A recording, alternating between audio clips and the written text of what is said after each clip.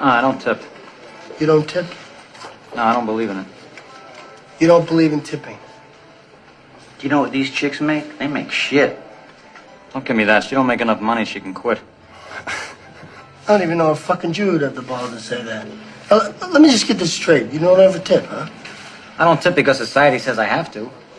All right, I mean, I'll tip if somebody really deserves a tip. If they really put forth the effort, I'll give them something extra. But, I mean, this tipping automatically, it's for the birds.